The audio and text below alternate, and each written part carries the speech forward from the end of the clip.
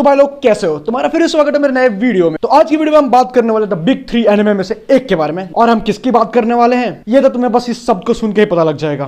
Bankai.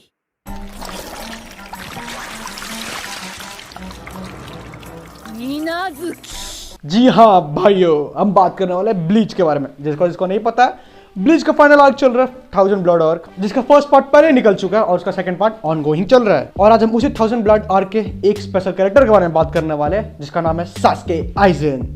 जी हाँ भाइयों, Sasuke eigen is back on the town baby. Sasuke eigen, the mastermind, the overpower, the OG, the Salman Khan of the bleach is back in town. और अगर तुमने bleach नहीं देखा तो let me explain in short. तो bleach एक ऐसा world है जो कि 3 वर्ल्ड को कोएग्जिस्ट करके बना हुआ है और वो तीनों वर्ल्ड एक दूसरे से लिंक है, जो कि एक दूसरे पर डिपेंडेबल है। पहला ह्यूकोमोंडा, ह्यूमन सोसाइटी और सोल सोसाइटी। ह्यूकोमोंडो में होलोज रहते हैं, ह्यूमन सोसाइटी में ऑफकोर्स ह्यूमन रहते हैं और सोल सोसाइटी में मतलब सोल रिपर रहते हैं। और इनकी स्टोरी कुछ ऐसा चलती है, सोल सोसाइटी में जो सोल रिपर्स है वो ह्यूमंस को प्रोटेक्ट करते हैं किससे? होलो से, जो कि ह्यूकोमोंडो में रहते हैं, ताकि वो तीनों वर्ल्ड का बैलेंस बनाए रख सके। सिंपल। और इसी बीच में हमारा मेन कैरेक्टर यानी इचिको, जो कि एक ह्यूमन है, जो कि गोस्ट को यानी कि हमारे होलोज को देख सकता है और सोल रिपर्स को देख सकता है। और अगर मैंने वो रिवील कर दिया कि वो क्यों देख सकता है तो पूरा का पूरा ब्लीच तुम्हारे लिए स्पॉइल हो सकता है। लेकिन आज की वीडियो में हम इचिको कुरोसाकी के बारे में बात नहीं करने वाले, हम बात करने वाले सास्के आइजन के बारे में। और सास्के आइजन का क्या इंपॉर्टेंट रोल है पूरे सोल सोसाइटी में। सास्के आइजन जो कि one of the most broken character था पूरे ब्लीच में और जिसने सबकी वाट लगा रखी थी भाई, one of the main villain था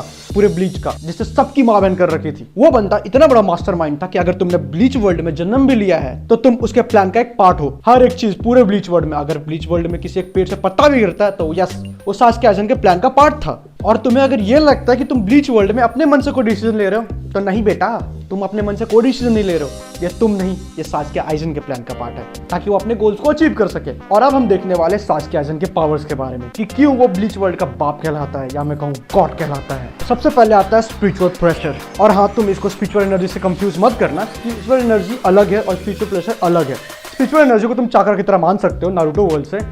और अगर तुम्हें किसी कैरेक्टर के पावर्स के बारे में जानना है ब्लीच वर्ल्ड में तो तुम्हें उसका स्पिरिचुअल प्रेशर ही नापना पड़ेगा।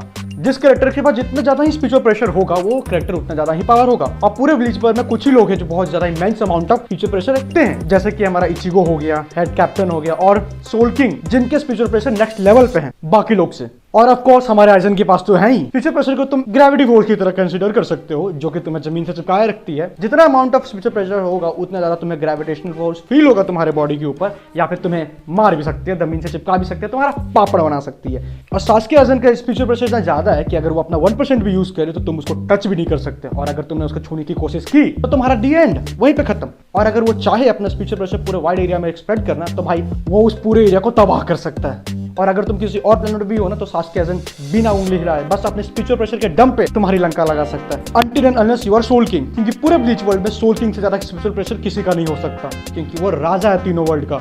इसका दूसरा पावर है मास्टरमाइंड, जो कि बेसिकली एक पावर नहीं है, वो उसकी सोचने की ताकत है। जैसा कि मैंने तुम्हें पहले बताया था कि पूरे ब्लीच वर्ल्ड में जो भी हुआ वो इसके प्लान का पार्ट था। ये बंदा इतना ही नहीं, तुम्हारे फ्यूचर में क्या होने वाला वो तक देख सकता है, तुम्हारे पास में क्या हो चुका है वो तक इससे छुपा हुआ नहीं है। और इतना ही नहीं, पूरे ब्लीच वर्ल्ड का ऐसा कोई आर्क नहीं हो जो कि इस बंदे ने नहीं चालू किया हो। और इन द एंड एवरीथिंग जो ब्लीच के अंदर होता है सब इसके प्लान का पार्ट होता है। चाहे वो इचिको की उसकी पावर मिलने से हो, इचिको के माँ बाप एक दूसरे से कैसे मिले, यहीं तक नहीं, इचिको की माँ कैसे मरी वो भी इसी के प्लान का पार्ट था। अगली पावर है हिप्नोसिस। अगर तुम ब्लीच वर्ल्ड में और तुमने आइजन से पंगा ले लिया तो तुम टेंशन मत लो, तुम्हें हिप्नोसिस से सामना करना ही पड़ेगा। चाहे तुम हेड कैप्टन हो, चाहे तुम सोल सोसाइटी के माई बाप ही क्यों ना हो, सबके लिए बराबर हिप्नोसिस है।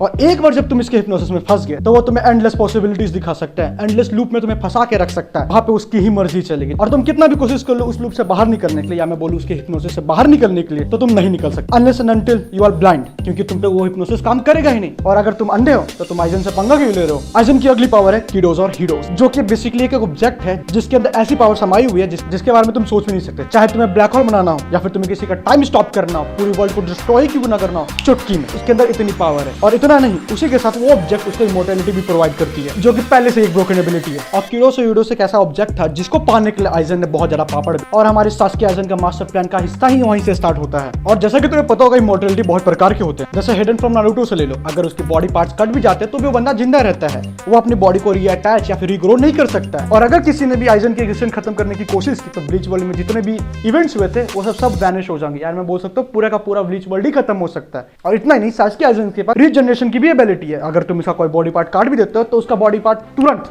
इंस्टेंटली ग्रो हो जाता है। और अगर तुम उसके पूरा बॉडी पार्ट भी डिस्ट्रॉय कर दो, उसका एक सेल भी ना बचे, लेकिन उसके बावजूद भी उस सास्के आइजन वापस से रीइंकार्नेट हो सकता है और अपने पूरे पावरफुल फॉर्म में वापस आ सकता है। और इतना नहीं, ये बंदा बिना अपने बानकाई को यूज किए हुए, जो कि ब्लीच वर्ल्ड में बहुत ही ज्यादा पावरफुल ऑब्जेक्ट है, उसको बिना इस्तेमाल किए हुए सबकी वॉट लगा सकता है। तो तुम सोचो, तो उसके कमबैक होने पे, वो भी इस पॉइंट ऑफ टाइम में जहां पे हमारा सोल किंग लगभग मरने वाला है, इचिको कुछ कर नहीं सकता है, कोड जीरो के पूरे की पूरी वॉट लग चुकी है और तो और पूरे सोल सोसाइटी की बैंड बच चुकी है। वहां पे सास्के आइजन की एंट्री होती है, वो भी किसके अगेंस्ट? क्वींजी किंग के अगेंस्ट। तो भाई तुम सोच सकते हो कि क्या हमें फाइट देखने को मिलने वाला है। तो भाइयों, ये था मेरा छोटा वीडियो सास्के आइजन के बारे में। और भाई तुम्हें और भी एनिमे कंटेंट देखना तो चैनल को सब्सक्राइब कर लो और वीडियो को लाइक भी कर लो।